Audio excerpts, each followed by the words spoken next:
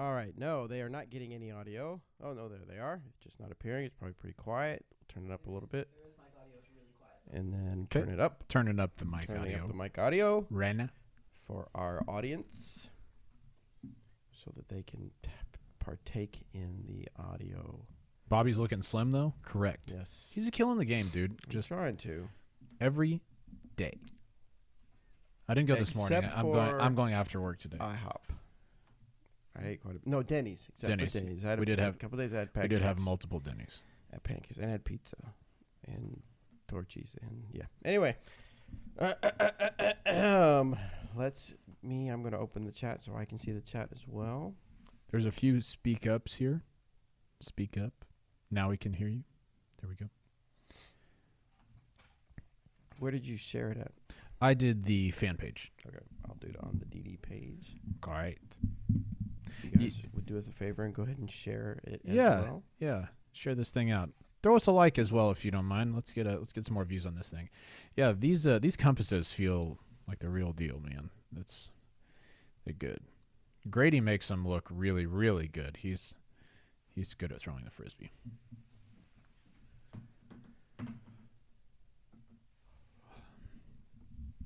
Still said audio is pretty low. Still? Yeah, that's what they said. Let's turn us up a bit on this side Yours- of things. Yours they bit. I did not order a new audio mixer. I thought we could cheat the system and use the fourth port, but apparently the mixer is just on its way out, and we can only use 2 ports, which is why you don't see Eric again. He said he had a lot of work to work on, so he volunteered not to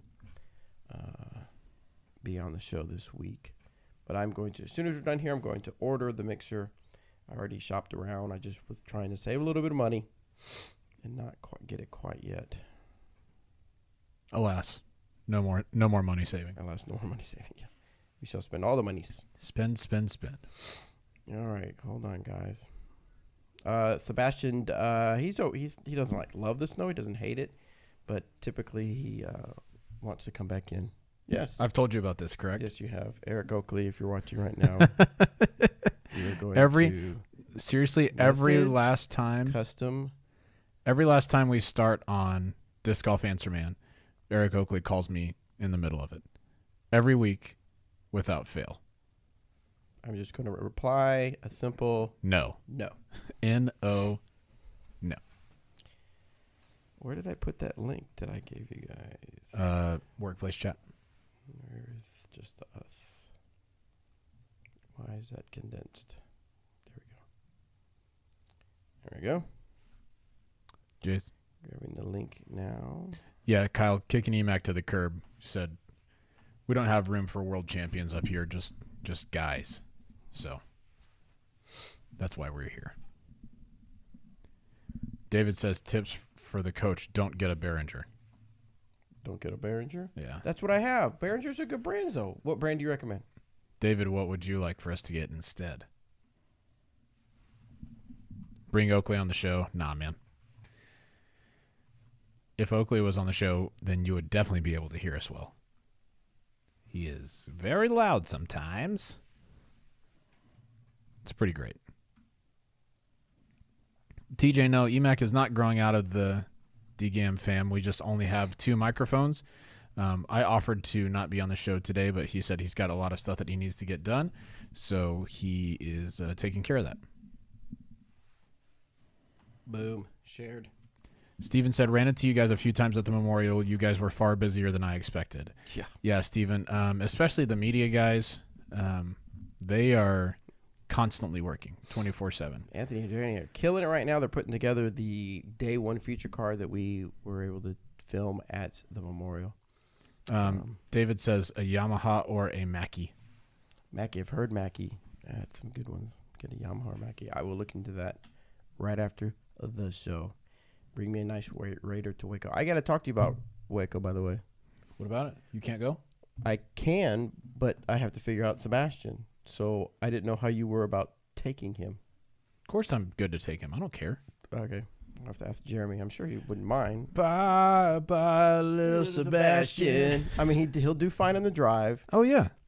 I think he'll do fine sitting by himself if we just every now and then grab him and take him for stretches. Of course. Legs. I think he'll be fine. I mean, we took Starlin to the Memorial last year. That's true, yeah. That's no problem in my opinion. Well, we might have to see if Torchy's has like maybe like a Chipotle biscuit or something that he can have. A little doggy biscuit. Or he can just sit there and when we get back he can just smell our hands and things, sniff all the stuff. Get a Yamaha MG82. Think that is a similar but more reliable. How many I guess you call it ports? Inputs does it have? And inputs, yeah. I'll check. Yeah, who is that said that? Yeah, Tony. Bobby is having much difficulty with his allergies right now. I don't know if it's allergies or what. So right before we left, I had a bad cold. I even had to take a day off and sleep because my head was throbbing. It was on the down, going away. Went to Memorial, long drive, long days, out in the sun, and it just kicked my butt again. You know what? I was talking to. Yeah, here it is. It says 8 input, but I bet you it has a. But there's only 4 XLRs on the top. Maybe there's some on the back. No, they have little whatever those called 1/8, 1/3. Those are quarter inch. Quarter inch. That's Yeah. the word I'm looking for. But I'm sure they have the bigger ports. Sure. Well, I mean they've got the XLRs at the top there. I just thought they would. I thought they would have 8 of those. No. You get 4 and then 8 and then 2 more of these. Little guys. Yeah. But they have ones that are. You know what? I was talking to a friend of mine, and she said that I was telling her that my cold came back and stuff, and she said, after you got over your first cold, did you change your toothbrush? Shay does that a lot. And I stopped, and she goes, hello. And I said, no. I go, well, I brushed my teeth. Yeah. So you asked me if I brushed my teeth? Yes. No, did you get a different toothbrush? Right, and she goes, no. Did you change your toothbrush? That could give you your cold back again. And I was like, are you kidding me? And I looked it up, and of course, I was like, oh, you don't believe me? Anyway, apparently there are some people that have thoughts that if you don't change your toothbrush, the germs and everything from your cold is in your toothbrush, and you're just literally giving it back to yourself, the cold. But just like anything in the internet, there are sites that say that that's untrue, that's just as some people would say, old wives' tale. So I do need a new toothbrush anyway, so we'll see what happens there. All right, you guys ready to rock and roll on? Tim says you're allergic to my hair. Probably am. So moving next door has been really terrible for really. you. Jordan says, can't wait for Torchies for Texas. It better live up to the hype, Robert. Jordan, you listen here. I could hype it as much as I ever wanted, and it would exceed that hype. Exceedingly. 100% guaranteed. Let me order for you. You will leave pleased. 100% pleased. Oh, okay. Sam Martin is out here on the board. He sent me over a video that I think he posted on the fan page after of it's been snowy in their area, and so he and his daughter, and I think he said his name or her name is Audrey.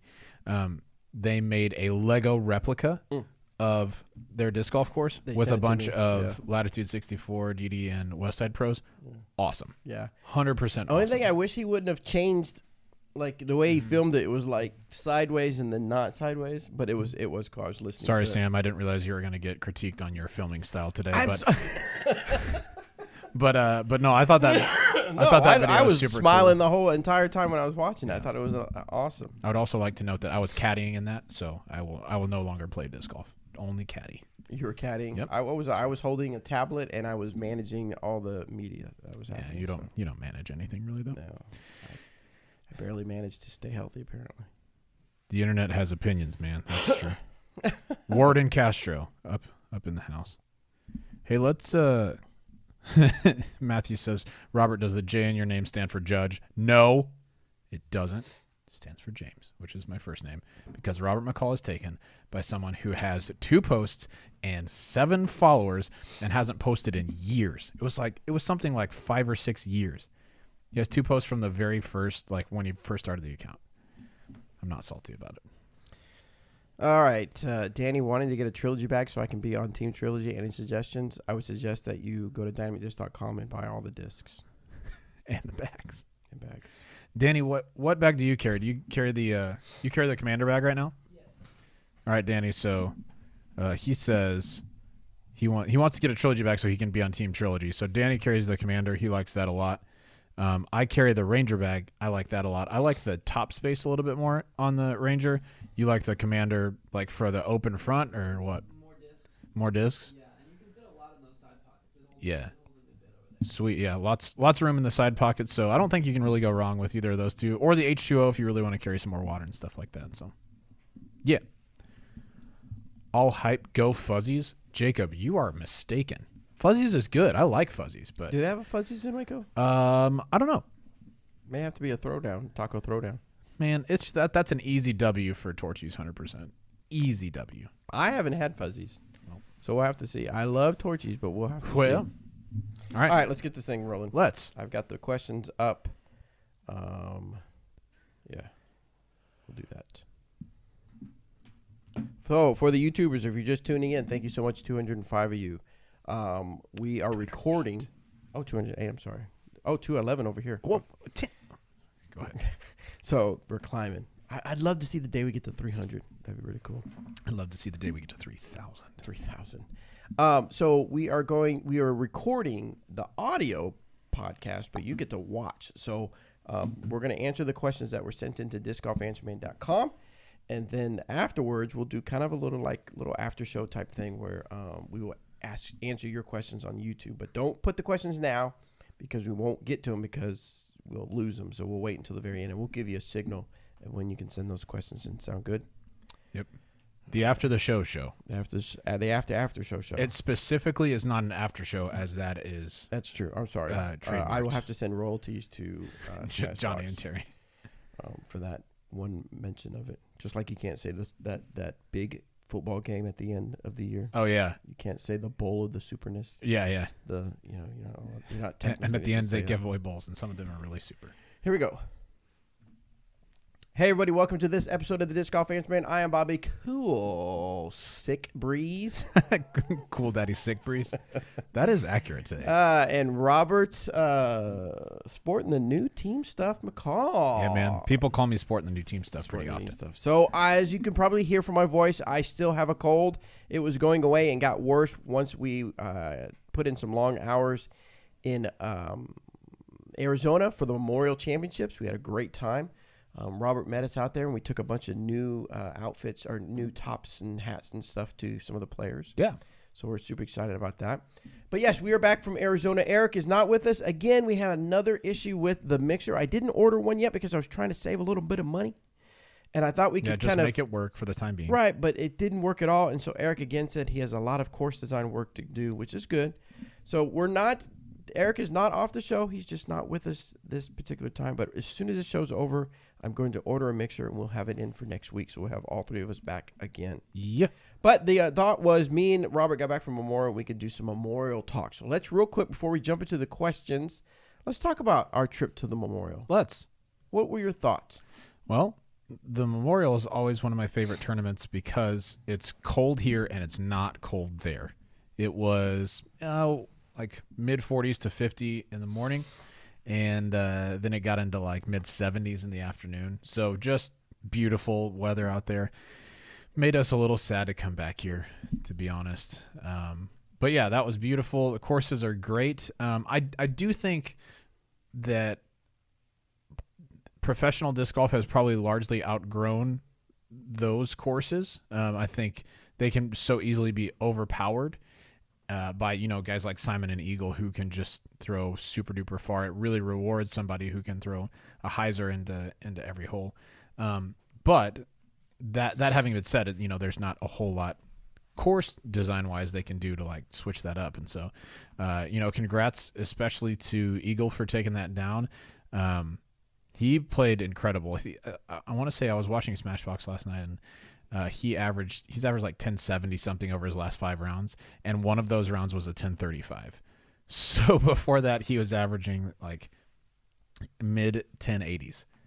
That's pretty good if you're just getting into to ratings. I guess. Yeah, that's pretty good. And then also we had some good finishes from Team DD, some really hot rounds. I think AJ shot a 12 under his final round to move up quite a bit. And Clemens had a good last round as well. Also on the Latitude 64 side, Johnny McCrae, after the first round, was in 64th place and climbed all the way back to 6th, which is just crazy. He played really incredible golf. So good stuff from him and from all the DD Latitude 64 and West Side players. And then on the women's side, Evelina Salonen took home her first National Tour victory. And I believe they said that's the first National Tour victory or kind of more major tournament victory by someone from Finland, which was really cool. Evelina is super nice and very, very talented, and she handled her nerves and emotions like a champ. She just looked like just a robot, just throwing really, really clean shots, making putts that she needed to, not really making mistakes. That's pretty incredible. So big shout out to her. Also, congrats to Paige Pierce. Had a tough finish to her third round that put her one stroke behind Evelina, and she did her best to chase her down, but Evelina was just on one. She played incredible. So congratulations to those two, and we're excited to move on to Waco after that. So sorry, it's not a national tour. That was a Disc disc golf pro tour. My bad. So it is kind of. I mean, it isn't kind of. I mean, we've had a couple. I think a couple A tiers, but we've had, of course, the Las Vegas Challenge, one of the big beginner, newer beginner tournaments of the year. Beginner tournaments? No, I'm sorry. Opening tournaments of the year. Yeah, Okay. the opening of the disc golf season. That's a better way to put it. So yeah, we've got those, and last year a lot of the talks are some of these courses getting too easy for some of these guys, and that was kind of the mutter or the what people were saying every now and then. You know, when you stop and see people and you ask how things are going, that was one of the sentiments I heard was these courses are a little too easy. I mean, even Dixon Jowers on the Box Man made a little kind of a funny comment about this is not just your normal hyzer course. Right. It's You need to throw a variety of hyzers, righty tighty hyzer, lefty mid-range hyzer. Yeah, so a bunch of stuff like that was really fun. And so what do we do about that? Is there anything that can be done about that? Or is that just how it's going to be? You're going to go from course to course, and some people will dominate and some people won't dominate? Yeah, I think that's just the nature of the beast. I know that at Vista, they chose to elevate quite a few of the baskets to maybe create some more challenge.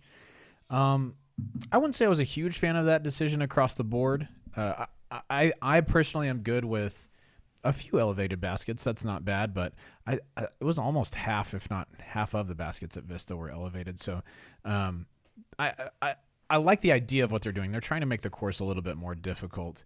I wish that we could come up with a different way to do that. But like you said, I don't have a solution for that other than just redesigning the course entirely. So it's just going to be different week to week. There's always going to be players who are at an advantage because of the type of course that it is. A lot of the forehand dominant players do well in the woods because they have a better time keeping their disc straight and being able to look at their target. So stuff like that. Yeah. It's just, you just kind of have to take it for what it's worth, play to your strengths on that course, and then move on to the next. All right. Well, there's a couple of other topics that we'll touch base with the Memorial, but we'll get through a few questions first. Namely, of course, because I'm a media guy, I want to talk about the media aspect of what went down at the Memorial Championships. But we'll get into that here in a little bit. Let's get into a few questions. Remember, guys, as always, go to discgolfanswerman.com. You can submit your disc golf questions, and we will try to get them on the air as soon as possible. First one comes from Charlie from Texas. Charlie. I cannot say the name Charlie without thinking of that video. Right. Charlie. Oh, bit Charlie. my finger. I want to support my favorite tour players. When I buy a double stamped Judge, does Paige get an additional spiff, or is that just part of her sponsorship package? So for signature discs, pretty much anything that has a player's signature on it means that they will get some sort of benefit from that, whether it's a little bit per disc, whether it's quite a bit per disc. That does support those players. So anytime you buy one of those double stamp Paige Judges, you are directly supporting Paige and allowing her to stay out on tour. Yeah, and speaking of that, for the YouTube people, you can see on our table, we have some Lucid X and Opto X discs. I just grabbed a few pretty ones that you can kind of see, but just for the audio listeners, here pretty soon, I believe within the next 2, 3, 4 weeks, I believe. Yep, we'll start releasing these. We'll start releasing these. Of course, we have the Lucid X Getaway, the Lucid X Trespass, the Lucid X Felon, the Lucid X Maverick, Convict, Opto X Compass, Opto X Fuse, Opto X Explorer, and then making its return, the Waffle Warden. The Waffle Warden. AJ Risley. And they look really good, too. I think they knocked it out of the park with the Tour Series discs this year. They're beautiful. And they're very colorful, very These pretty. ice clear ones, come on, man.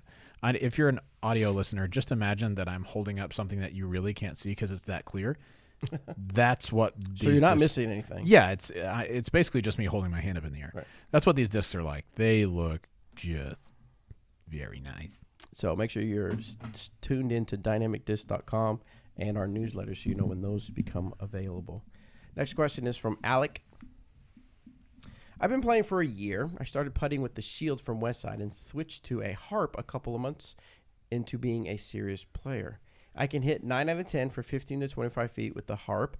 I recently switched to the Team Deputy, and adopted more of a spin putt. I'm now throwing way over the basket. Can you recommend something in between the Harp and the Deputy with dynamic? Please, God, help me.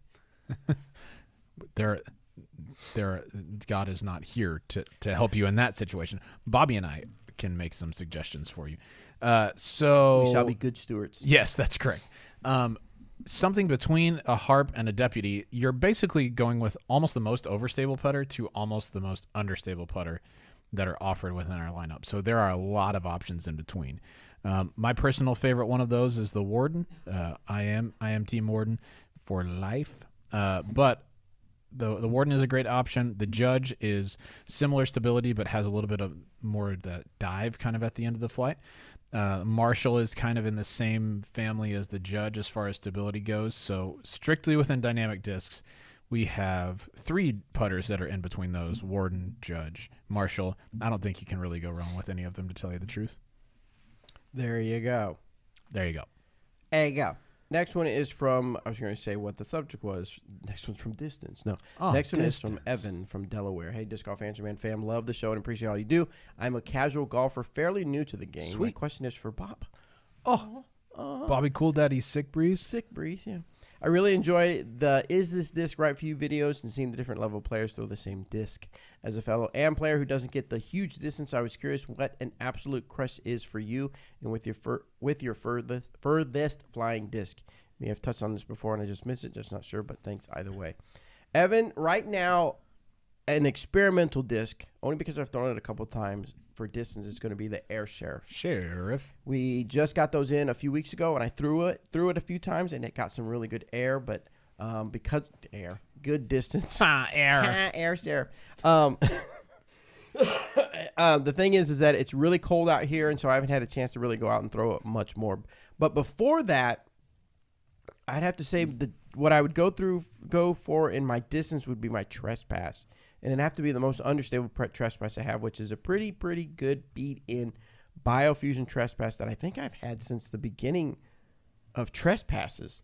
Since the inception of Trespasses. Yes. And I've lost it a couple times, and it's come back to me. So it's like one of those things. If you lose something, if you love something, let it go. If it comes back, you can throw it.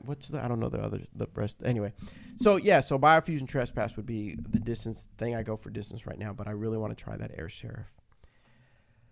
I try it more. Next one is from Taylor from South Dakota.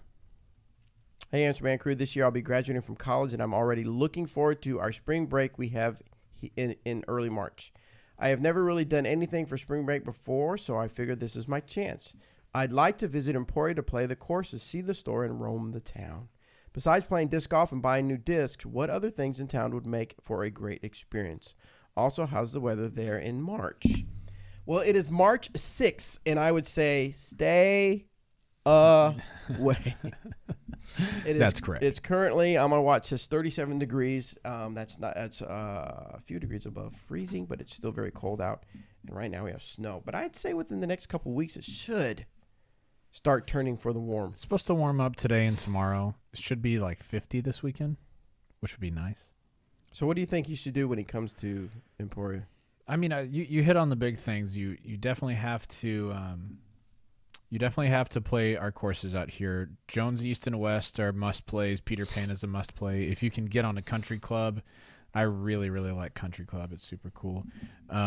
Olpey is really fun, but if there's still moisture, it can get really muddy really quickly. And you're going to want to bring some backup discs because there's lots of water out there. Outside of playing disc golf, visiting the retail store is awesome. The first time I walked in there, I was just like, whoa, this is awesome. So you need to check that out. Also, if you can get a tour of the distribution center, it's even more awesome. The first time I walked in here, I was taken aback by how many discs we have. And I don't know how many are out there, but I mean, a few 100,000 for sure. It's a lot. So that's super cool to check out. Other than disc golf stuff, you need to eat at Radius. Radius is probably our favorite place to eat, and it's a big supporter of the Glassblown Open. You can also check out Bobby D's. That's a hometown favorite for everybody here. Amanda's is probably the best sandwich place here in town, and it's not really well marked, but it's on Commercial Street. If you haven't gone there before, their sandwiches are just incredible, and their cinnamon rolls, that's the best cinnamon roll I've ever had. They good. Bar none. And then last but not least, as far as food goes, for breakfast, you got to check out Commercial Street Diner. It's just a good go-to for breakfast food here. And other than that, I mean, there's usually stuff happening at the Granada Theater. But most of what we do, we play disc golf, we eat good food, and then we just hang out. Hopefully you participated in our skipace.com fantasy disc golf. We were working with Johnny V to make sure we have a disc golf Henchman league. I did horrific. Yeah. Did you sign up? Did you put your picks in? Uh-uh. Robert did worse than me, so I'm okay. I got 404 points. That's it. I'm ranked 369th. It's not great, man. No, it's not great. I really need to figure out my picks. How do I get negative 200 points? There's a certain cutoff when, all right, you could burn a pick on some really low rated player and just get 0 points. So if you picked like the person who finished in 180th and you got 0 points, but you also got 0 points for someone who didn't cash, like who just barely missed the cash, then strategically you could use all of your all your points earlier. So this punishes you for trying to like burn a pick on somebody who is low rated. You did not do that. You picked someone who had a pretty bad week. Yeah, to his standards. Wow. I'm gonna burn Johnny V for giving me negative points. What the heck, Johnny V? So Patrick looked like Patrick Larson got the most points at 1163. 1163. He picked Eagle, Simon, AJ, and Adam. Yeah. So Eagle and Simon obviously placing first and second got him the most points, and then for women he picked Eveline. Yep. And Rebecca. It's a good pick. Eveline has played well out there before. So. Rebecca ended up in fourth. No.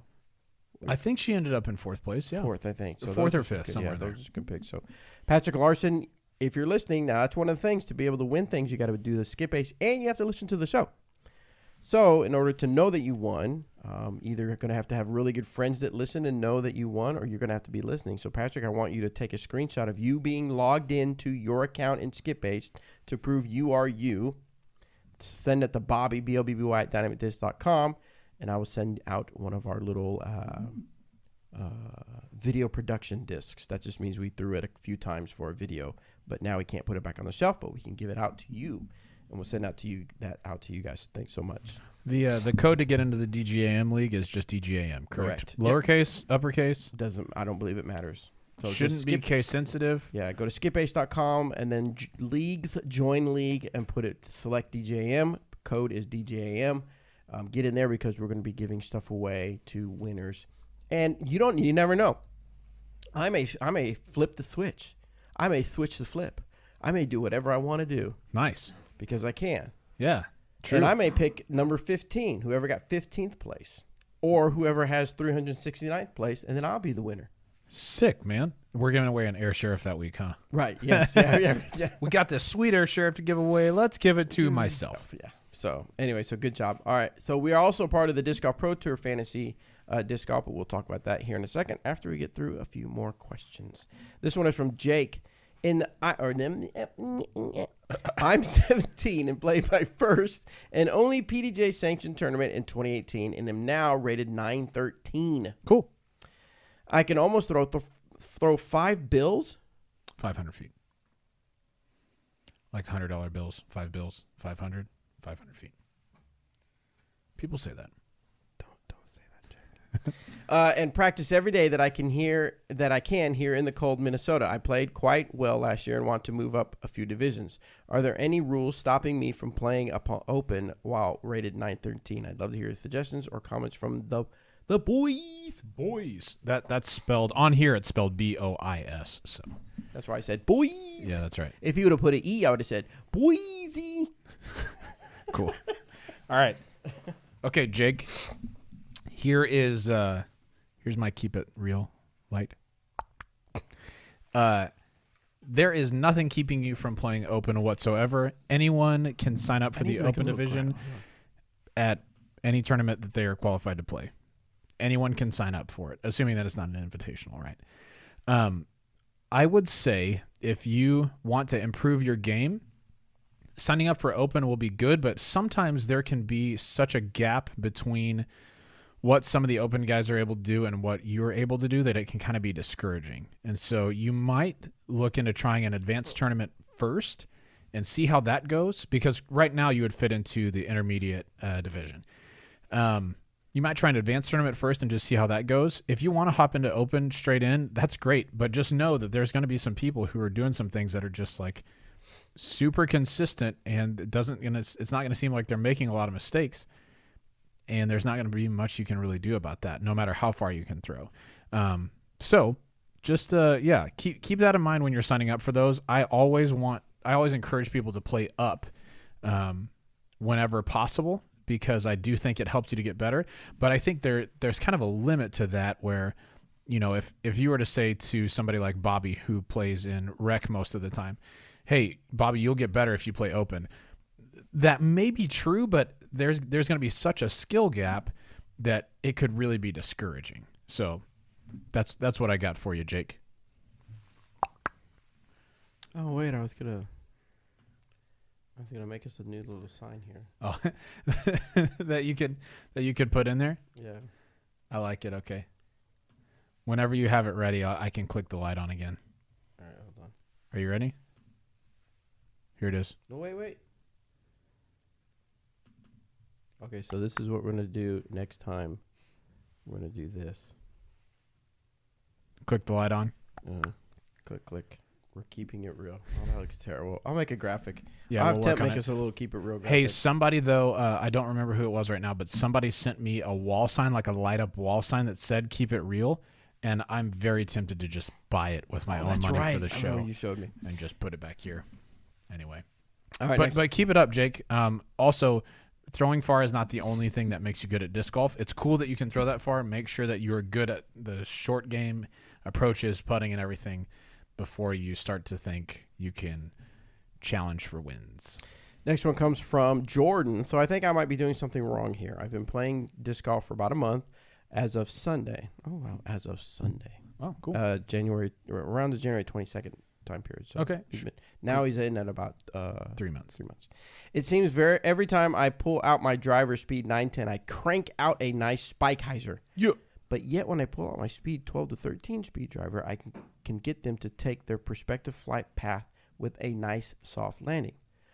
So am I just overpowering the slower drivers, needing to slow my arm speed, or is this just all in my mind? Thank you, Disc Golf Fantasy Man. Love the show. Has helped out a lot so far. Good question, Jordan. I'm not sure I understand exactly what you're saying. It says, every time I pull out my 9 to 10 speed driver, I crank out a nice spike hyzer. But when I pull out 12 to 13 speed drivers, I can get them to take their full flight with a nice soft landing. I guess it depends on what driver you're using. You know, if you're throwing something like a felon or a criminal, a lot of those are going to be more overstable than some of your high-speed drivers like the trespass and the sheriff and things like that. You may also have, for whatever reason, on those discs with the rim, the way that they fit, I I would think there's a possibility that you could be throwing it a little bit nose up, which is going to make those act more overstable than normal. I think there might be some mental block to that, but make sure that you're using 9 and 10 speed drivers that are intended to fly on the lines you're trying to throw. Like, it's good to have a felon, it's good to have a criminal in your bag so that you can throw those spike hazard shots. But if you're trying to throw straight and you don't want to throw a distance driver, you need something more like convict, a getaway, an escape, an explorer, something like that. Next one comes from Drew. Hey, Disc Golf Answer Man crew, from Drew. I played drums in school, and because of the drumming grip, I find I am more comfortable with a 3-finger power grip of middle ring pinky instead of pointer middle ring like most people. You crazy. I'm trying to diagnose a nose-up release issue, and I think being able to look at the form of some pros who have similar grip might be able to give me a basis to work off of. Do you know if there are any pros that have a drumming background or have a grip that is very pointer indifferent? I don't know that. The only person I've seen continue to throw like you're talking about, How is he to show it? He's talking about, so most people who throw with a 3-finger grip drop their pinky off and just use these 3. That's what I do most of the time on my power grips. Right. He's talking about this. Oh, having his index finger off. Having his index finger off. Boy, I feel like the thing would be wobbly. Right. Well, the only person I've seen who does that really well is Jonathan Ray. He is one of our RV drivers and Masters Age player right now who can absolutely bomb a disc.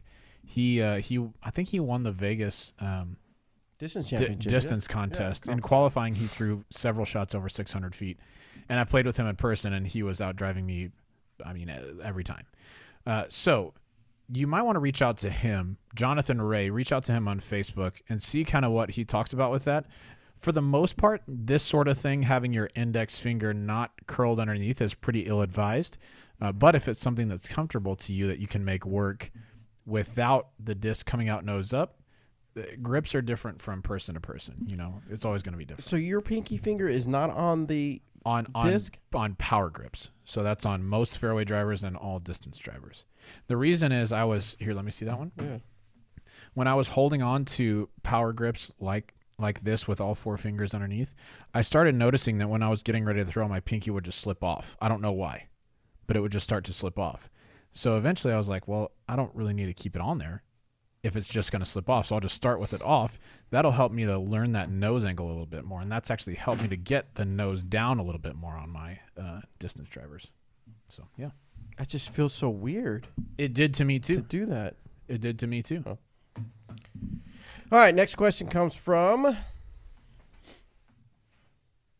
Cole. Hey, Disc Golf Fans, my crew. I'm thinking about getting a bunch of pro signature discs and trying to get them signed in a tournament. The question is, what is the best way to go about this? Should I be there a few days early to catch them in practice, or is there an opportunity to meet them during the event? Thanks, guys. Take care, and keep it real. You said this was Cole, correct? Yes. All right, Cole. Very good on you. Cool to support the touring players. I know that means the world to them whenever fans want to buy their discs and support them in that way. That's really awesome.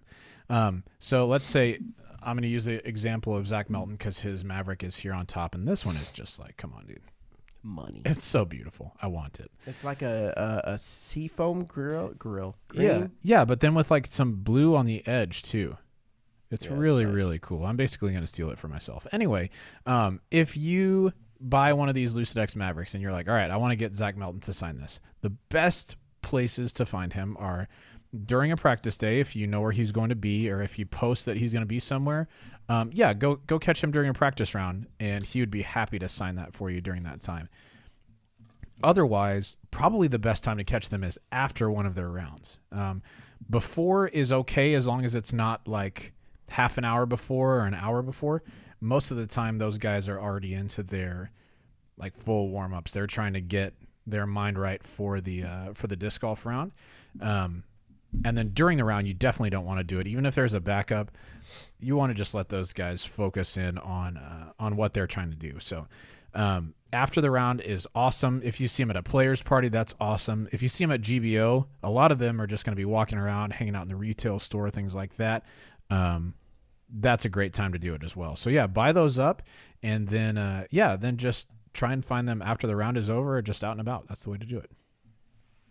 Excellent. Excellent. All right, so let's talk about the big elephant in the room. What went down with, yes, we're going to keep it real. What went down at the Memorial Championships as far as the media coverage? Mm-hmm. What were our thoughts on it? So,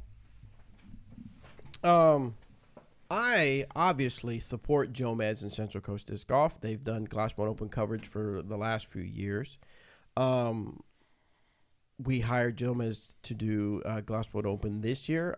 He has a bigger outfit this year, and so he's going to be covering the MPO 1, MPO... That means more cameramen. He hasn't gained weight. No. Yeah. Just so we're on the same page. Yeah. He's covering MPO 1, MPO 2, and FPO 1. And so it's going to be a Joe Meds production. It's going to look streamlined. Everything's going to look, as far as graphics and stuff like that, using all that new graphics. It's going to look good. It look good. So I say all this to say, my opinion at the beginning was I don't fault the Disc Golf Pro Tour for the idea of bringing in the media in-house. The idea makes sense. I really am tired of people saying that Steve Dodge is just doing this for a money grab, because disc golf is not at a place where people are doing things for a money grab as far as media. And if they are, they're barking up the wrong tree. Correct. So it's not a money grab. I believe he's just trying to make sure that the tour is sustainable so that it can be around in the next 10 years when disc golf gets even bigger. You're going to see Disc Golf Pro Tour be even at a different whole nother level. So I don't know the exact negotiations that were going on, but just from talks and things like that, it wasn't as if Disc Golf Pro Tour just kicked him to the curb. My understanding was there were some negotiations going on, and the two parties just could not come to an agreement that they both were happy with, so they had to part ways. Right. It sounded like it ultimately came down to whose channel on which the coverage would exist. Right. Joe Meds wanted to have it on their channel with their 100,000 subscribers and everything like that, and then reap obviously the benefits of the viewership there. And then Disc Golf Pro Tour wanted to have it on their channel so that they could build that and have it all be centralized in one place. Right. That's what I understood. So I get the vision that Steve Dodge has for the Disc Golf Pro Tour, bringing it in-house, the reason behind it. And I don't think he's not so naive to I don't think, this is my opinion. I talk to the man every now and then, but not like a lot. Sure. I believe that he just has this vision that it will all be under the umbrella of Disc Golf Pro Tour, because that way he can, I don't want to use the word control because people think he's just controlling it, but he will have control over the media rights for the event. Right. And so a lot of people are saying you're stupid because Joe Meds has 100,000 subscribers, whereas the Disc Golf Pro Tour only has 30-something thousand subscribers. So yeah, at the beginning, but the whole point is to build that up and work that up and to build it where he has a lot of subscribers. I am really getting sick and tired of people bashing Steve Dodge for what happened. Now, the coverage on the first day, obviously I was there. I tried to watch on my phone. It was bad. It was bad. Quite. But I've been around disc golf media long enough to remember Disc Golf Planet. Disc golf, yeah, exactly. Disc Golf Planet was terrible. And then they got a little better. Then they got a little better. Then they got a little better. And then whatever happened, it got disbanded. I remember when Smashbox, Terry Miller, went on his own and started doing his own live coverage. It was not so good. It was buffering. It was stalling. It was bad. It was bad. Then it got a little better. Then it got a little better. Then it got better and better. And now you have Disc Golf Pro Tours going out on their own. So I think we need to give them a little bit of a break. Right. A little bit of a break to make sure they can get in there and do it. I, for one, know. And then, of course, the guys covering disc golf, I know from experience that disc golf is not the easiest sport to cover. You think you can follow a disc, you think you got that down, but we just have camcorders, fancy camcorders that aren't super professional cameras and stuff like that can follow the trajectory like they do in ball golf. That's amazing how they do that in ball golf. That blows my mind every time. But in disc golf, there's a finesse to it. And then there's a finesse to learning. Ask me and Terry Miller were even talking about it. There's a learning curve to learning that Paul Ulibarri is like, he gets up and he throws. Yep. Philo, you've got to wait a while. Nico, you've got to wait a while. Right. I don't know how many times I was filming those guys in the past, and like I thought they were going to putt, and I'd have to pan right that's back. Chris Dickerson. Yeah. The full speed pump fake. Yeah. That gets you. So it takes time, and after a while, you start learning the nuances of specific players, and you get a little bit better. So we got to give him that as well. Right. Does this mean that Steve Dodd doesn't want disc golf to grow? I hate when I see that, when people start like, "Oh, he doesn't want.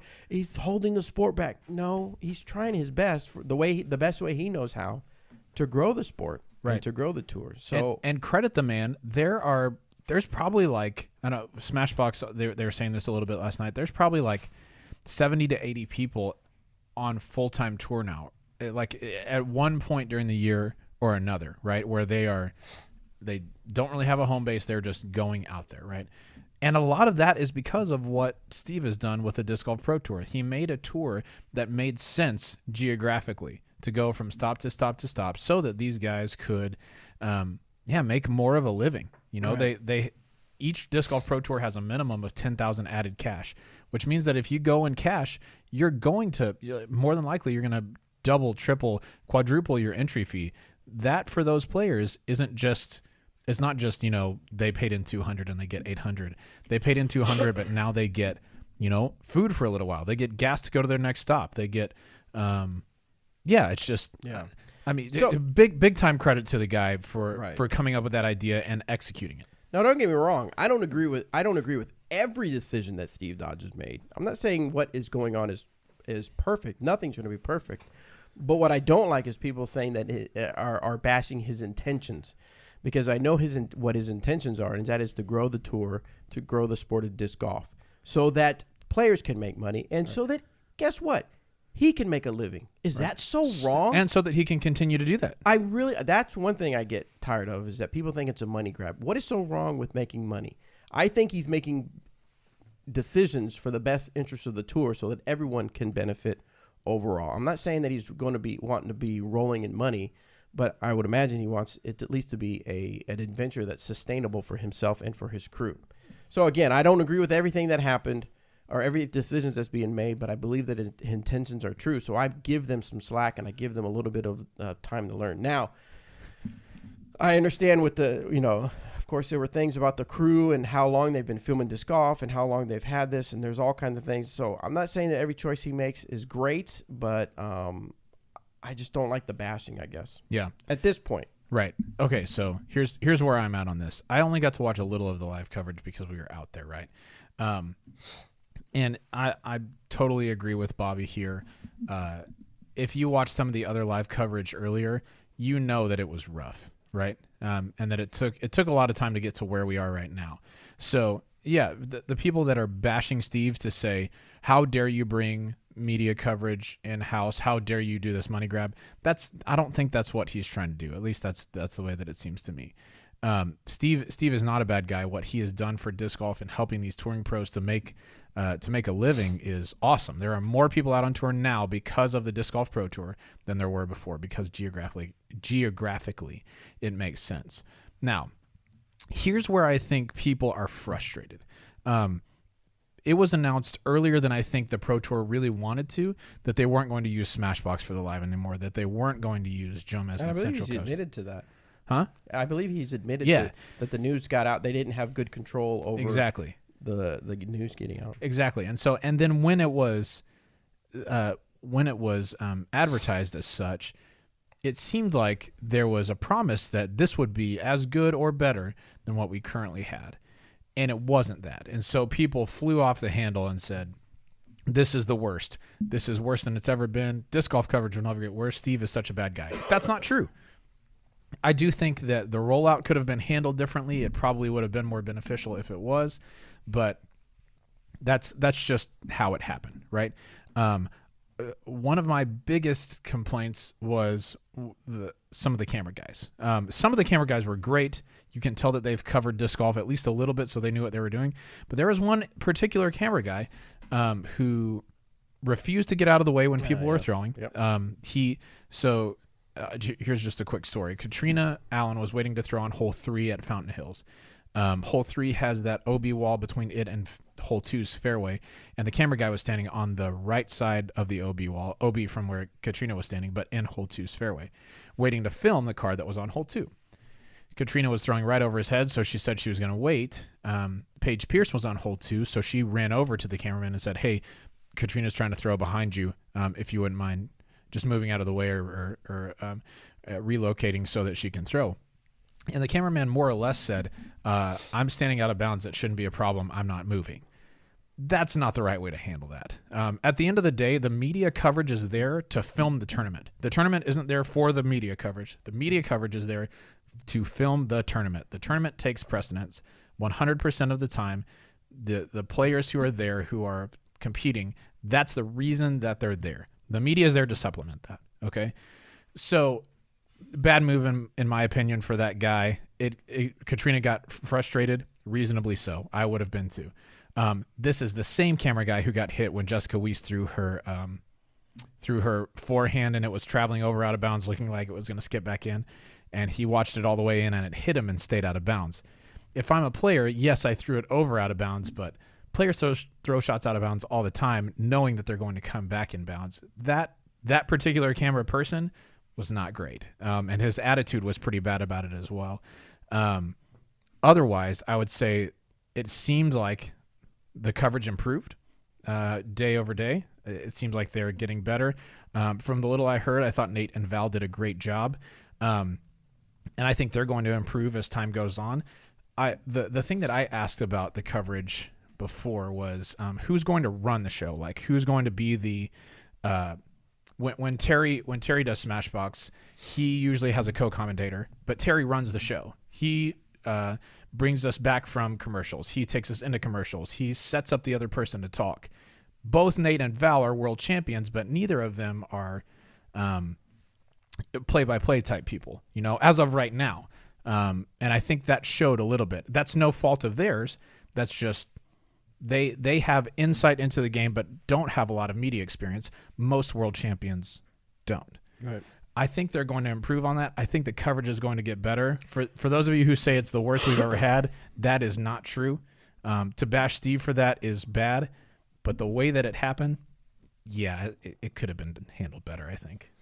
Yeah, a lot of people saying, they put an article. I didn't read that article, and it seems that Johnny V talked about that. I need to watch, see if or I'll just maybe call Johnny V and get his opinion. But it seemed that YouTube did have some issues with, or YouTube was having issues, which caused their issues to be worse than they were.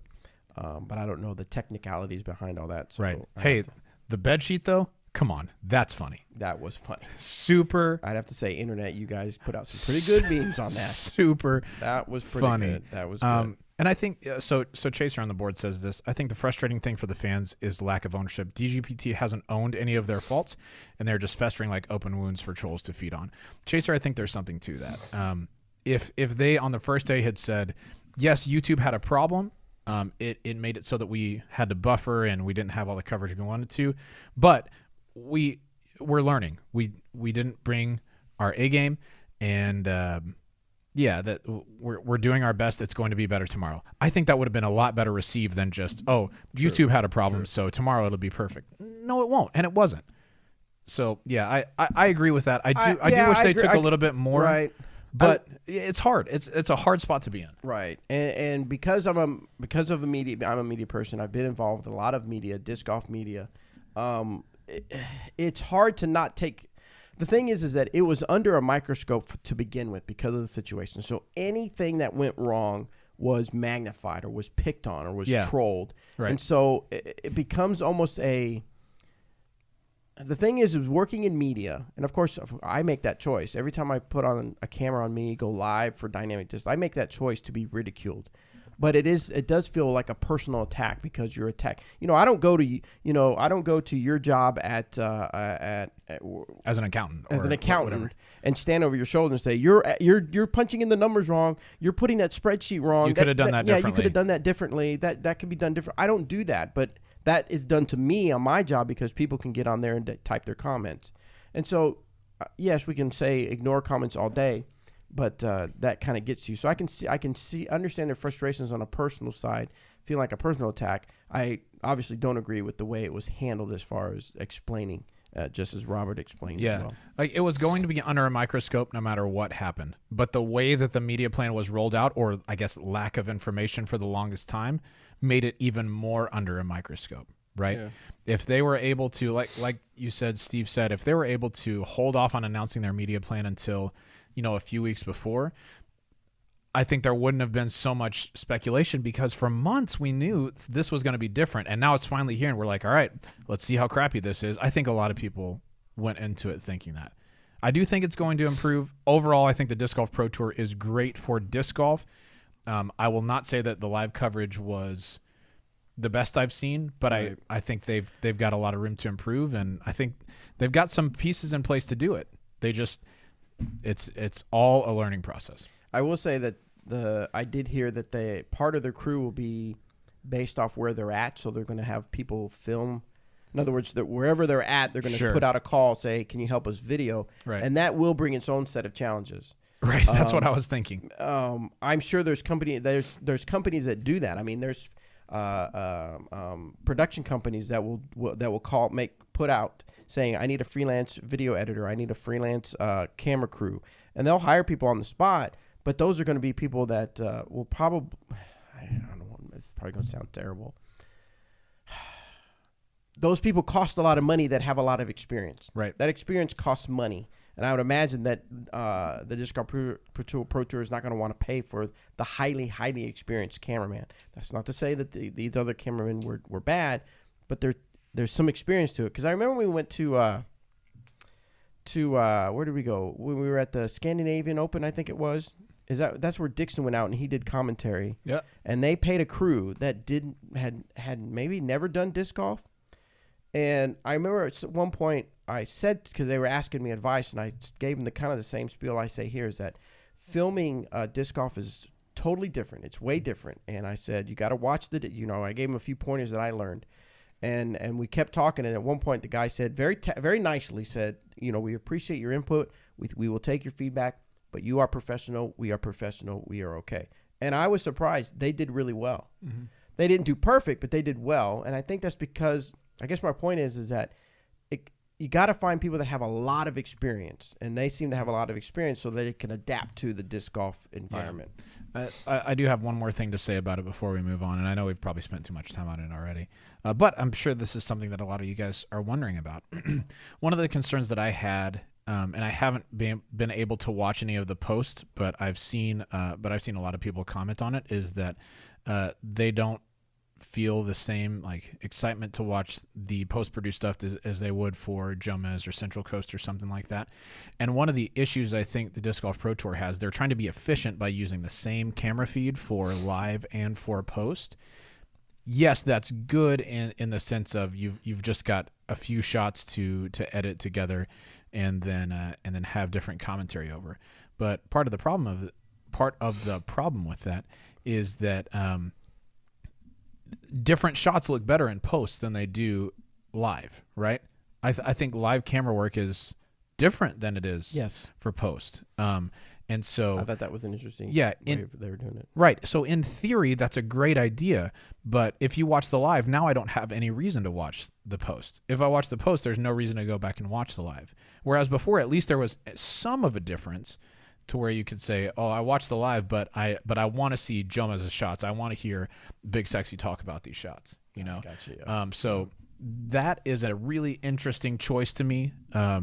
So did you watch the live and then watch the same? I've watched a little of the live and none of the post because we were out there the whole time. That would be interesting to watch the live and then to watch the actual post-production of that particular round to see what the see the difference. Because you're right. I mean, watching something before, you'd see Smashbox do it live, and then you'd almost get a whole another angle or perspective. That's what I liked about it. Right.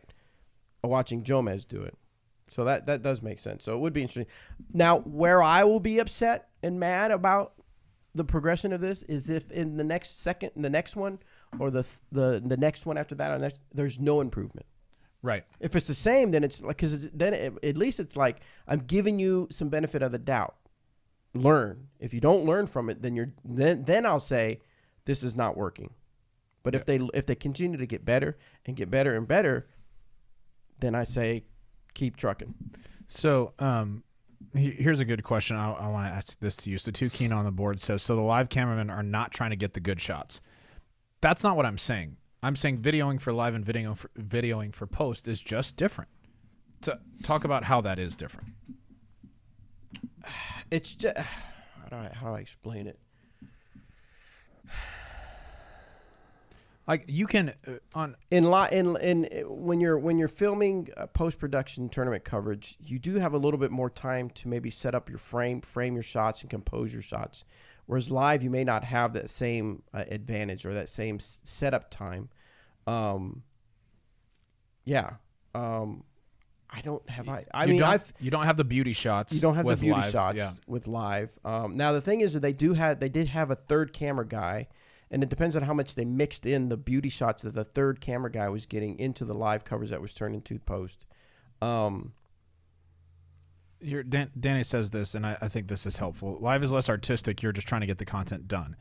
Where post-production, you can get more creative. Right, and that's what I meant by the framing and composing your shots in the post-production. There's just you have more time or more. You don't have like days and whatever, but there is something about live that you're like in the moment. I've got to capture this moment. Whereas post-production, you do have a little more time to frame your shot ups and compose your shots, and that's what he means by the more artistic types of shot setups. And for all the people who are saying, "Man, this live coverage is so bad," we should have Jomez do it.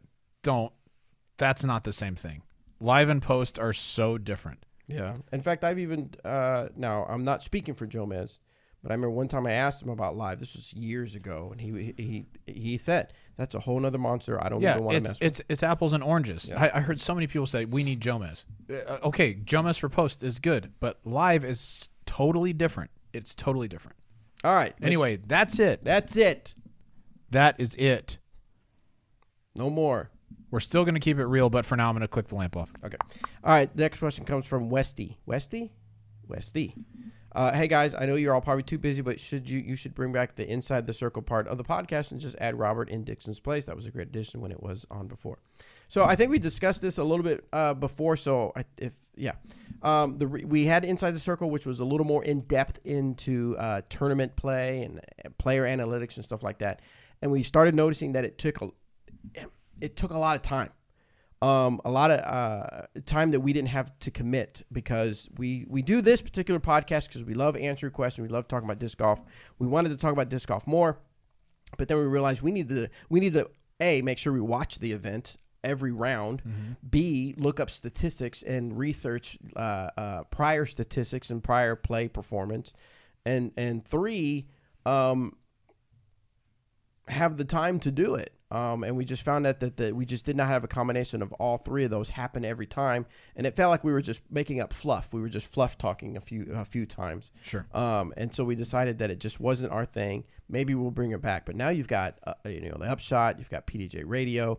I think there's one other that does a little more analytics. Dixon does on the box. Yeah. That was on the box.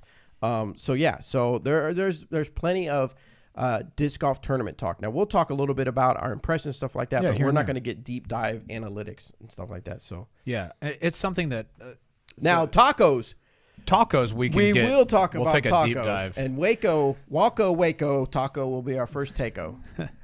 Nice.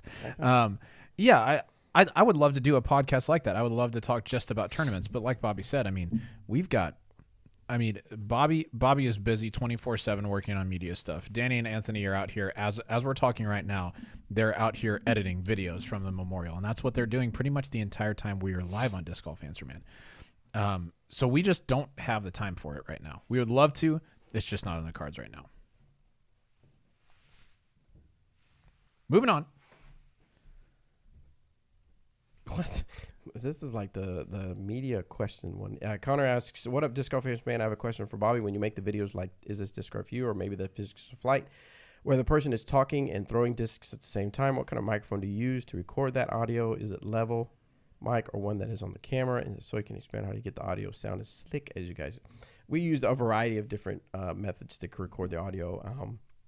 Most of the time, it is not the onboard camera because there's going to be space between the camera and yourself. So that space is air, and it's just going to capture all that air, and it's not going to sound as good. The sound's going to sound far away. So we use Sennheiser wireless mics that has a little mic right there.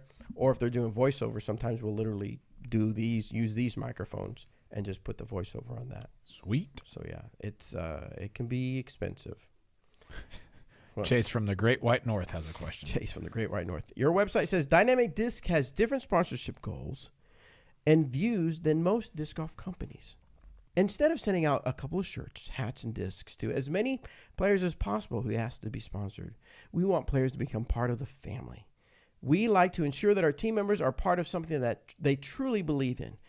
Which companies do sponsors Sponsor as many players as many as players they can? Do not list any fan clubs such as what? What is this question? He's saying we handle sponsorship in a way where we want to ensure that people are treated like family, so we don't have so many sponsored players that it feels like there's no way you could possibly know all of them, or like, I don't know. I think that's what he's getting at. He's asking which companies do sponsor as many players as they can. Different companies have different sponsorship philosophy. So he's trying to call us out on it. No, he's trying to call other companies. Are you out. bowing up on me? No, he's trying to call other companies out and say, if y'all are like this, who's the opposite end of that? I mean, there are companies who have more sponsored players than we do, but I don't know what their philosophy is. Maybe it is get as many players as we can so that we have as much representation. And if that's their prerogative, I mean, if that's what they want to do, that's their prerogative. That's just not what we do. I don't know the exact numbers of how many sponsored players each company has, but do not list any fan clubs such as Team Trilogy. That's What does that have to do with giving out shirts and stuff? I think he's just saying He's bowing up on me. It's definitely not that, but I don't think I have a good answer for that, Chase. I don't either. I'm sorry, Chase. Send me a message on Facebook and we'll discuss it, and we can bow up on each other. I'm teasing. Moving on. Luke asks, why do many players feel more comfortable throwing forehand with a disc that has a flatter top? I don't know, but it definitely does feel good to me. I prefer forehands with a flat top. And, why is that? Let me see here. Man, I don't really know. I've thrown domey ones before. I just think that maybe it fits your hand a little bit better. I don't know. I honestly don't know the answer to that. It's just a feel thing. Yeah. All right. Question 2. What would be a good DD replacement disc for a Wasp? Do you have the answer to that, or just a feeling? It's just a feel thing. No, I think a Verdict is a great substitute for a Wasp. It's not going to feel the same. The Wasp has a bead. The Verdict does not. But as far as the stability goes, I think they're probably pretty close. All right. Where are we at on time? We've been going for 54 minutes. We got time for a couple more questions. Keep it rolling. Next one comes from Easton. Hey guys, I've recently decided that I'm going to sign up for my first tournament coming up in April, the Tallahassee Open. That sounds awesome. I'm trying to figure out if I should sign up for intermediate or advanced. Intermediate is played from the short tees that I consistently shoot between 5 down and 10 down for 24 holes, and advanced is playing from the long tees that my best round ever is 1 down and is a much harder Layout. Boom. Layout. What should he do? It's hard to say what you should do without having seen that course, because scores may not. I mean, it may be that in the advanced division, that 1 down is a good score on that course from the long tees, and if or it may be like, hey, that's going to be bottom of the division. So what I would do is, if you don't currently have a PDGA rate, you said this is your first tournament, so you won't. Find some players who you think are about close to your skill level. Find out what their ratings are, and then see what division they play in. And if all else fails, you can just sign up for one, and then say you sign up for advanced and just get absolutely slaughtered. You learn from it. Maybe you play intermediate next time, or maybe you play intermediate this time and you win by 10 strokes, and you're like, oh man, that wasn't good. I should probably play advanced. I don't think there's really a wrong way to do it for the first tournament. All right, this one comes from, we'll save this one. Pardon me. Oh, wait.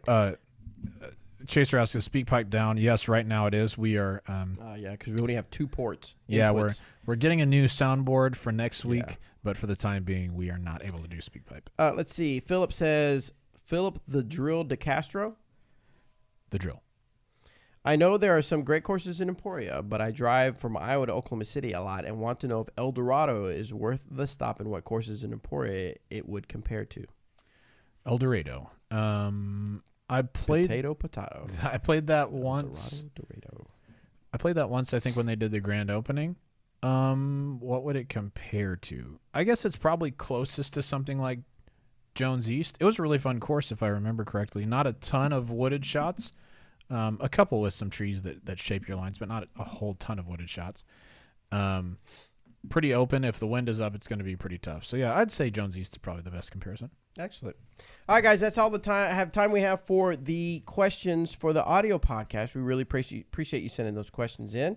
Remember, keep sending them to discgolfanswerman.com. Oh, wait. Oh, hold on. Fantasy Disc Golf from Disc Golf Pro Tour. So this is something we are participating in, and you can go to dgpt.com/fantasy, and you can try to compete against us. And they do like a survey. You answer questions, and then I answer questions, and then you try to see if you can beat me. Questions like, will Paige Pierce finish in the top 5? Will Sarah Holcomb finish in the top 5? Will Kevin Jones finish in the top 5? Will Ricky finish? Stuff like cool. that. Yeah. So, and I try to say yes or no to these questions. Now, whoever scores better than me, we will select a winner. We send that back to Disc Golf Pro Tour, and then they have a collection of prizes that they will send out. So you can compete against us. And we are competing against other podcasts. And we beat out 2 other podcasts. How many participated? 5. Okay, so So we were in the middle of the pack. Middle of the pack. So we got... To be fair, this was you answering these questions, not the podcast. So Okay, maybe we would have it done is. better There it is. if somebody who There it is. has won a bet but hasn't gotten paid on it were able... I'm just kidding. Yes, I will consult you guys next time. I didn't know. I clicked the link. I was like, oh, okay. Anyway, so On the Box beat us by 7 points, and also Disc Golf Discussions beat us by 7 points, but we beat Ladies of the Chains and PDJ Radio. Hold on. 0.7 points. Oh, I'm sorry. Yes. 0.7. My bad. 0.7 points. So, anyway, I'm going to go through and I will select somebody that did better than us, and I will send it to Seth and let him know so that they can get on there. So if you want to join in, you can still join in and go to Disc Golf Pro Tour or dgpt.com/fantasy, and I believe you get your let's see, there's links in there so you can do your thing and get your picks in. Now we will end the podcast. For the audio people, thank you so much for tuning in. If you're on YouTube, send in those questions or plug in those questions on the chat, and we will have a little fun on the after show. After show.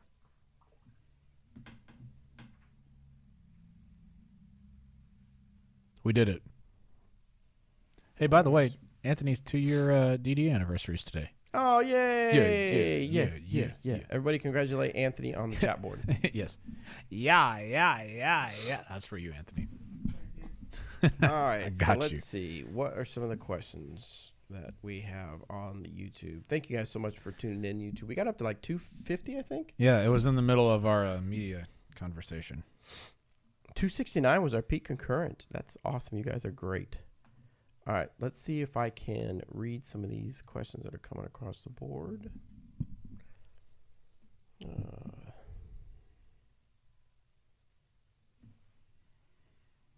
Please come hit my truck with a disc anytime. I'm not sure what the context is around that. Somebody said that somebody hit their truck and they were mad, and then this guy said, you can come hit my truck with a disc anytime. Thank you. All right, yeah, let's get some questions in the chat. We've got a little after show after. So, yeah, just drop some in here. We would be happy to answer those for you, and, just tell you what we think.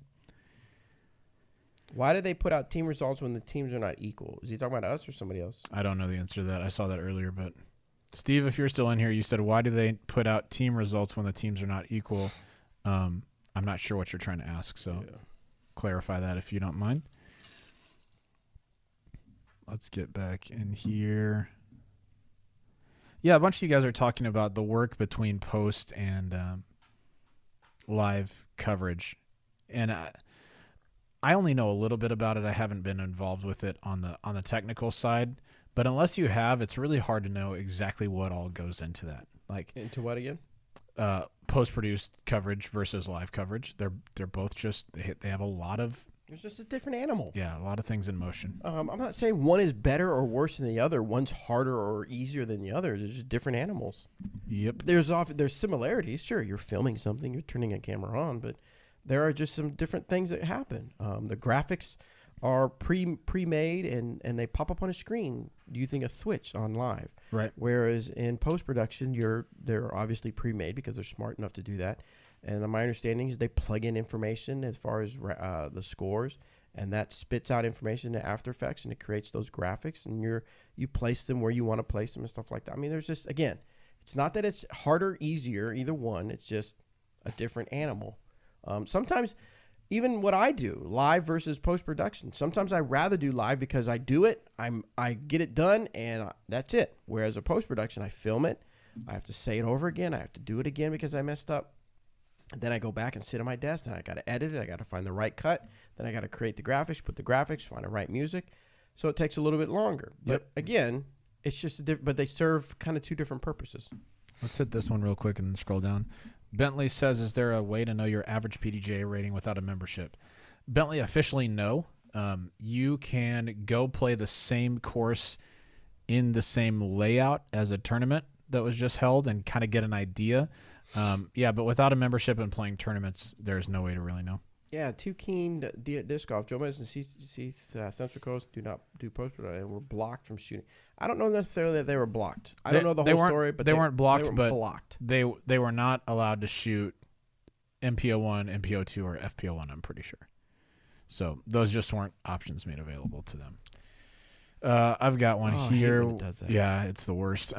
David says, is there a rule about where you have to plant your foot on the tee pad? David, no, you can plant it wherever you want on the tee pad as long as all of your supporting points are within the teeing area. So if you're trying to plant on the very back of the tee pad, then you need to only have that foot on the tee pad when you throw. Your other foot has to be off the ground. If you have both feet on the tee pad when you throw, or both feet on the ground when you throw, then they both have to be on the tee pad. Do you guys think that the focus by the pros on disc golf fitness, physical fitness, will result in higher rating and better scores, or do you think that this is just a fad? Most certainly is not a fad. That's why you see bigger sports that have the money to spend on that.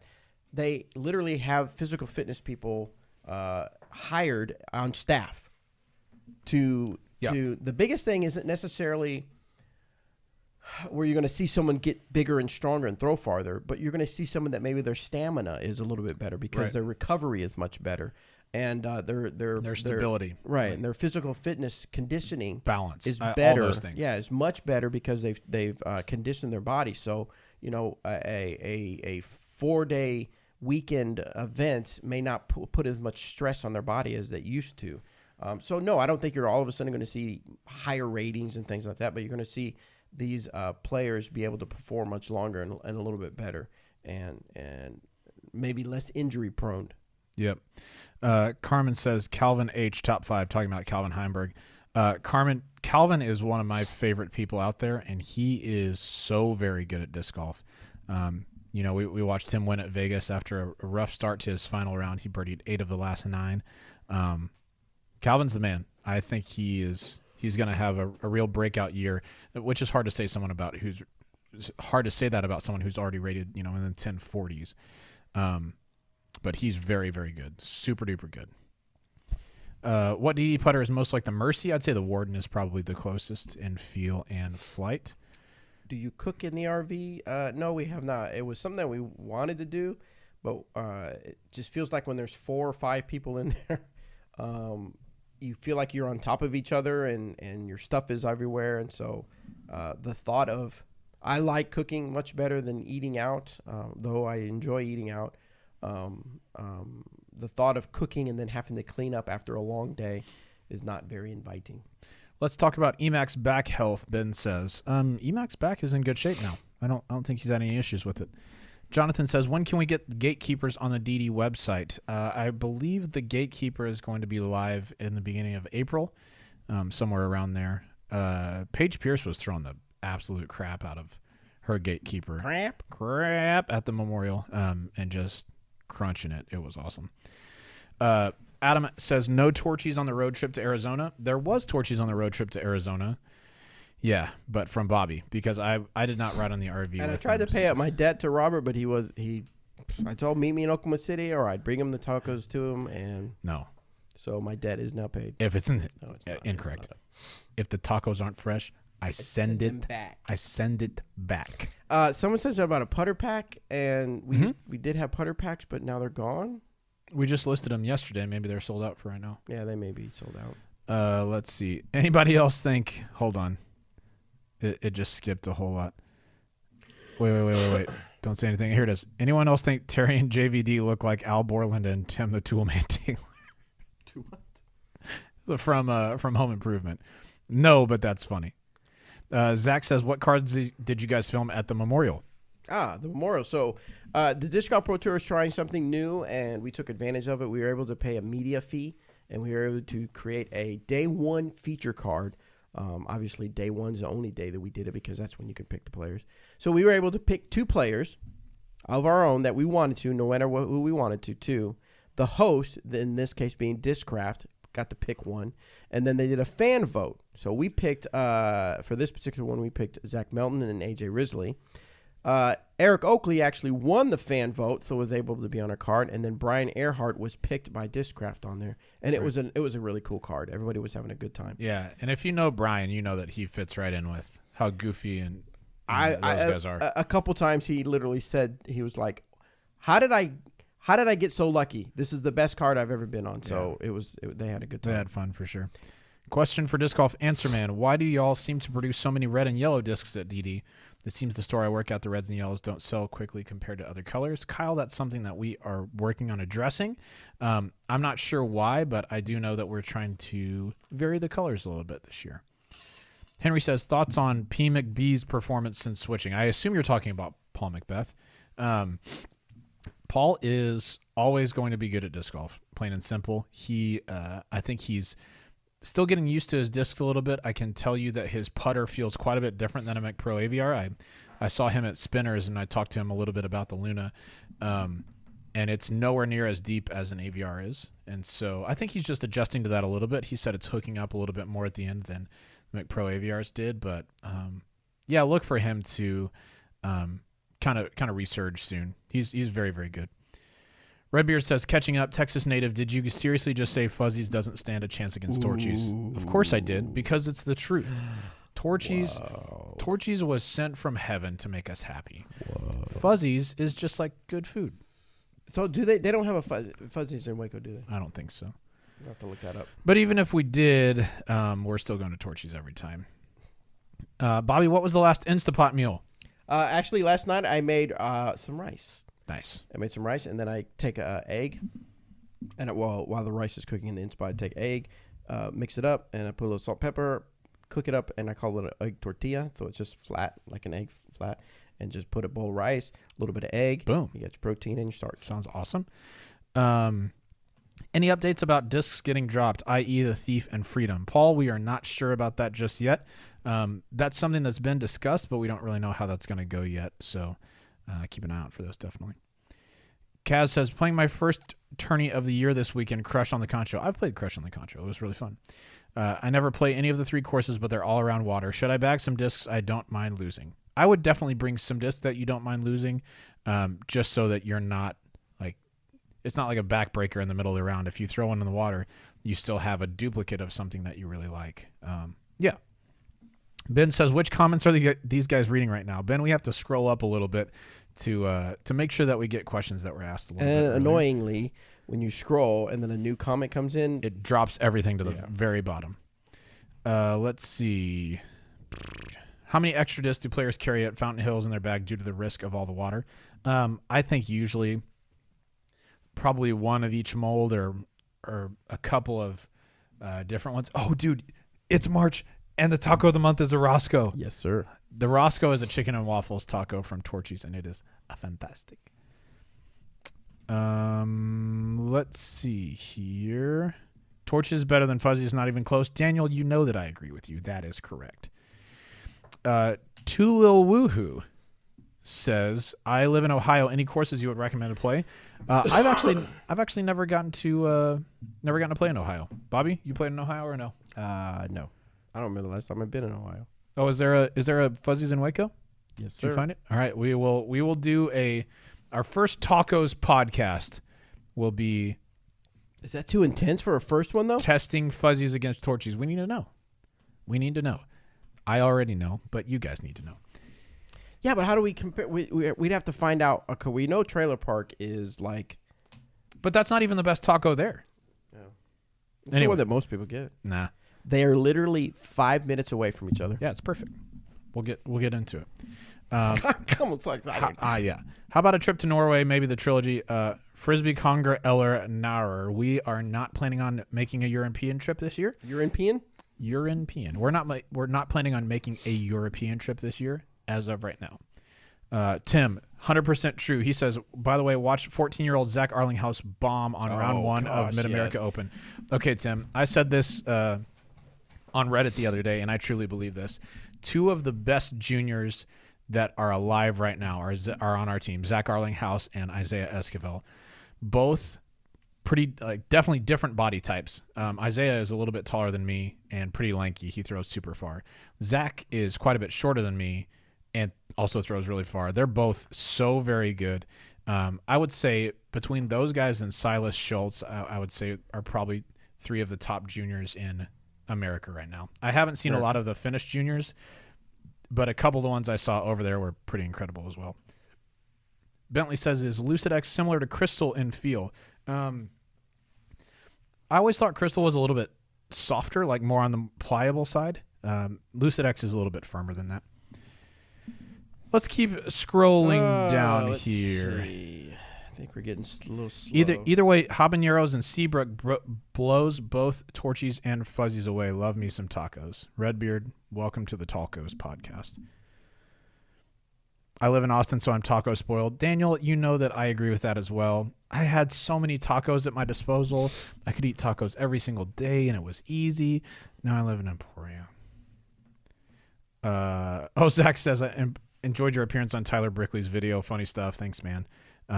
Tyler's a funny dude, so when he messaged me and asked me to do that, I was happy to help out. Whose show? Tyler Brickley, he's starting a Patreon. He's the guy who... So you're cheating on us. That's right. No, he does the commentary, the fake commentary on Central Coast Disc Golf. Oh, yeah. He's starting a Patreon page, and so he asked some pros to get on there and say something. So why did you... My rating starts with a 1. What does yours start with? Hey, sucks to suck. Anyway, on that.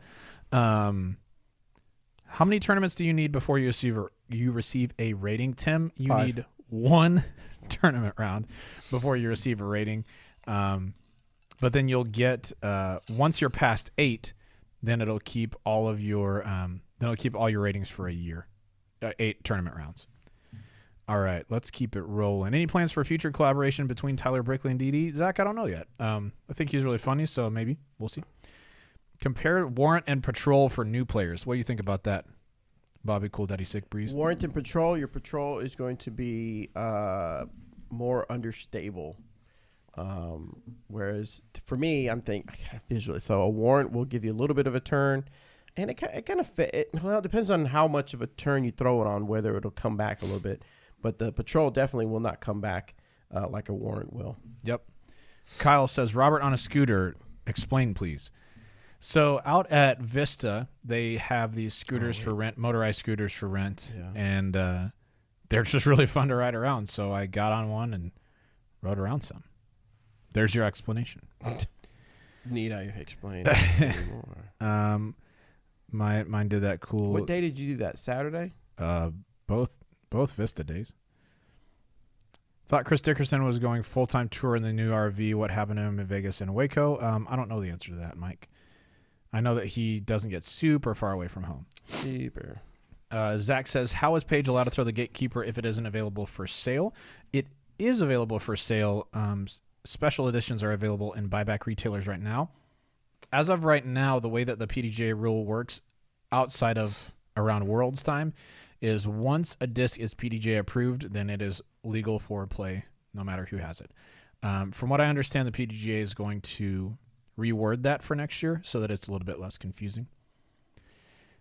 Speaking of Calvin, did you see Calvin's shoe blowout? I didn't see a shoe blow out, but I saw his the whole sole of his shoe was back behind where his foot was actually flat on the ground. It looks like his ankle is just 100% broken, but it's just a really flexible shoe. When do you hope to get your memorial footage out on YouTube? What do you guys think? Right now, Danny and Anthony are working on it, and we are shooting for a Friday release? Premiere? release. Yes, publishing. Sweet. Can you give a shout out to Brian Taco? What's up, Brian Taco? That's what Thomas said. What's up, Brian? Looking at Calvin's next rounds to come off from last year and the ones about to go on from Vegas, he's going to make another tick up to top 3 in ratings. Yeah, for sure. Al Pastor or Carnitas? El Pastor. I prefer Carnitas. Wow. That scooter legal for use on the course? By me, no. And if I was caddying for a player, no. The only way that you can use a motorized vehicle on the course without a special exemption is if they're available to everybody. So if you're playing a tournament on a golf course and they have golf carts for everyone, then you can use that, or your caddy can use that. If not, neither you nor your caddy can use a vehicle. Matthew, I just addressed that. That's a great card. Clearly not available. Yep. Yeah, that's Henry says clearly not available for public because so many Discraft Raptors are being thrown right now. Yeah, so there's just been some confusion about that lately. So that's why they're going to say for 2019, if a disc is approved, it can be thrown. They will clarify that for 2020. Thomas says, so about the Raider, I threw mine a few times and it's really close to a Defender, like it almost is a Defender. Thoughts on the Raider so far? I think it's different from a Defender. I think the speed is pretty similar. The glide for me seems to be a touch more on the Raider, but I can get the Raider to stand up a little, whereas a Defender out of the box is pretty stable for most people. The Raider is intended to be between kind of a Defender and a Trespass, and I think it sits there really well. All right, here we go, guys. Here's a video. No, not a video. Oh, here's a picture. So here is, you can see Paige Pierce, Tina, and Erica Stitchcomb having a good time on their scooter. Those are the motor scooters, yeah. Yeah, the motor scooters, so they're kind of scooting away. Here's a nice one of That's a good one of Tina. Tina having a good time on the motor scooter. Here is Robert being proper. Proper stance. When I rode on him, I was trying to stand up as straight as possible because I thought that would be funny, and turns out it did look funny. Yes, it did look funny. And here's a good one of Erica cruising along. Nice. Another one of Erica. Hello. Hello. Why, hello. And then Tina proceeded to chase me down on a scooter. Run you over? She's trying to run me over. And then I thought I'd share this one with you guys. We actually had a team party. And we had a really good time. And this is everybody that was able to show up from... A couple of people left before this, but yeah. Oh, yeah. But from Team DD, Latitude, and Westside Discs. It was really cool. Just had a really good time hanging out at the house we stayed at and played some Uno. And some people played cards, had music going. And, yeah, just overall good time. Yeah, it's cool. Joseph says, how does the Raider compare to the Recoil? The Raider is faster and I think slightly more overstable than the Recoil, personally. Do you think 2019 will finally be the year of a European world champion? Evelina was crushing it. It's very possible. Evelina's super good. I know that in the next couple of years there are some other players coming up who are really good too. Henna Bloomrose is one of those. Super talented junior player. So yeah. Making any more Lucid X verdicts? I'm not sure. Very possible. Very possible. What do you think, Robert? If you come to Denver area, we have Torchies and Fuzzies for a head-to-head comparison. We're going to do that in Waco this weekend, but we will be in Denver for the Disc Golf Experience. Ah, yes. So maybe when we go there, we will do a test of Torchies versus Torchies and see which one is better. I'll take Torchies. Daniel says, when can we see In the Bags? Daniel, we have a plethora of In the Bags filmed, but right now we're doing tournament coverage, getting that taken care of, and then after that will be, I believe, the Dynamic Duel that was filmed out there, and then we will be hitting on some In the Bags, but we filmed 18 of them, I think. 18 or 19 of them. So And a few of them were from Latitude 64 players. So you'll start seeing them in the bags coming out pretty soon. I like this. Alan says, played my first ever PDGA tourney last weekend, the Manor Mash in Manor, Texas. By the way, awesome course, one of my favorites. And my first Torchies experience, so I went full Roscoe. He said amazing, but yeah. Wow. Full Roscoe, I like to go Roscoe and Mr. Orange. But if you go full Roscoe, I respect that. Mine's going to be Trailer Park and Roscoe the first time. Yep. After that, I'll mix it up and probably get like a Roscoe and He said, Trailer Park. let's see. What are some of your favorite toppings on tacos? It depends on the taco, man. If I'm making my own taco, just like a fajita taco, I'll do, chicken or beef, a little bit of lettuce or cabbage, a nice pico or something like that, and then a salsa and a little bit of cheese. That's what I like. And guacamole. And guacamole. All right. Well, I think we need to wrap it up. We've been on Let's this wrap it up. for about an hour and 40 minutes. So thank you so much to the YouTubers for joining us. We appreciate it and all the good questions and just letting us kind of let our hair down. One other question. Oh. Your hair's down? Yeah. Nice. It looks better than when it's up, Yeah. for sure. Tim says, is the Raider the new Destroyer? Tim, I don't know the answer to that, but I do think the Raider is going to find a place in a lot of people's bags. I think it's going to be one of those discs like the Destroyer that you see pros and amateurs and a lot of people carry multiples of. Get a nice overstable fresh one out of the box, a little bit beat up one for really straight stuff, and then a super beat up one for flippy stuff. I think we're going to see a lot of people carry multiples of this disc. We have gotten incredible feedback about it from the pros, so it's going to be really good. Incredibile. Is that right? Incredibile. Is that the Italian way to say That's that? the Italian way of saying that it is incredibile. Let's get some tacos in the chat, please, for the taco podcast. For the Taco Podcast. Just drop some tacos in the chat. There we go. All right. Joseph, So, 100%. If you road trip to Kansas and play and we play around, yes. If you treat me to Torchies, well, even if you don't, I'll play around with you. When you come to Kansas, I'll play too. yeah. All right, guys. So we're going to end it here.